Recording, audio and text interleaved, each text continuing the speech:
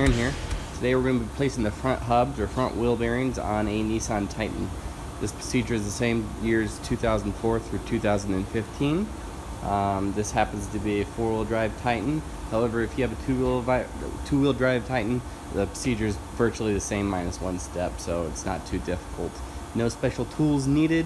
However, I will be using an impact. I do have shop air, and it's going to help the job go a little bit quicker. So let's go over the tools that you're going to need to get the job done. So here are the tools you'll need to get the job done. Depending if you are 2004 through 2007, to get all the brake stuff off, you're going to need a 21mm and a 14mm. If you're years 2008 through 2015, you'll need an 18mm and a 17mm. You'll also need a 22mm to get off the tie rod, a 32mm to get off the axle nut, a 10mm to get off a brake line bracket, good hammer, and a good impact. You don't need an impact, I'm just using it. And of course, the necessary hardware to remove your wheels and your new hub or hubs if you're replacing both. Also a good torque wrench, just to properly put on the torque, and later in the video I'll show you your torque values for all the bolts. So let's go ahead and get started with the first procedure. Alright, so the first step obviously is to jack up the vehicle using a properly rated jack and jack stand. Take off your tire. Then we're going to be taking off the brakes. First thing we're going to do is take off the caliper. To do that, you're going to need to remove two bolts on the back of the caliper. If you have a Titan 2004 through 2007, this is going to be a 14mm. If it's 2008 through 2015, you're going to need a 17mm. Alright, so we got our two bolts removed, but before we remove the caliper, we're going to need to get back here and remove this one bolt right here.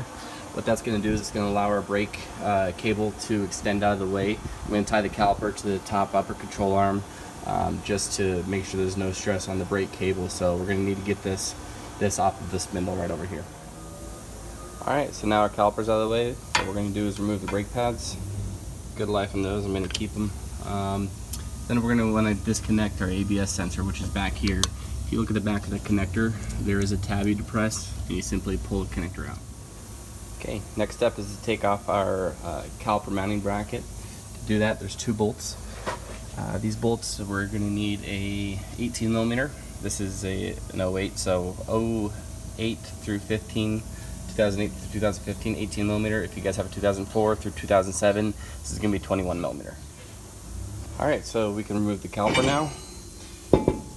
Now what we're going to do is remove our tie rod. This step isn't necessary, but it sure is helpful, and it allows me to get my impact there to remove our hub. You don't have to do it. I'm going to, because it's just a whole lot easier. Alright, with your 22mm socket or wrench, go ahead and get this nut loose. What I like to do is take it all the way up to the top of the stud. That way we can hit it with a hammer, and that will separate the tie rod from the steering knuckle. There it is. Go ahead and take the nut off all the way. Next step, we're going to remove our axle nut. We're going to need a 32mm socket to do this, and there should be a cotter pin in there. This one doesn't have one, but make sure you remove your cotter pin first and then remove this nut. Alright, now obviously if you're two-wheel drive, you won't have an axle coming through your hub, so just disregard that. But since we are four-wheel drive, we do need to remove it, and now that we did, the final step for removal is removing the three bolts on the back side of this spindle. And as you can see with our tie rod off, it's easy to move our spindle around. We're going to need to get my impact in here. There's one bolt in the front and two in the back. You're going to need an 18mm socket to remove those, and I'll be using my impact to get those bad boys off. Alright, so all the bolts are gone. Last step is just to hit right here, and you're going to hit down here, and as you can see, it already started, and it's already starting to come off. It is kind of pressed in there. I don't want to say pressed because it's not in there real good. It just kind of is lightly pressed into the hub. So by hitting it, we're going to remove it, and it'll come right out. So we finally have it out. There she be. Here lies the new one. Now what's left is pretty much reverse procedure, except for a couple little notes that I have as far as torque specifications. And one thing you're going to have is you're going to need to make sure the orientation of the ABS sensor is towards the back of the vehicle. That way your routing can be correct and you know the wires won't get damaged. So that pretty much wraps it up. A couple things to note: your axle nut right here, 101 foot-pounds of torque. Pretty important to torque that to the right specification. The bolt right here that holds on your caliper, 37 foot-pounds of torque.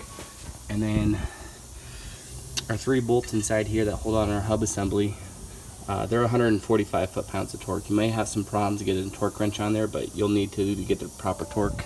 And that's pretty much it. As you can see, it's a fairly simple procedure. No special tools needed. I hope this video has helped you out. If it has, please like and subscribe. If you have any questions or comments, leave something in the comment section and I'll get back to you. Take care, guys.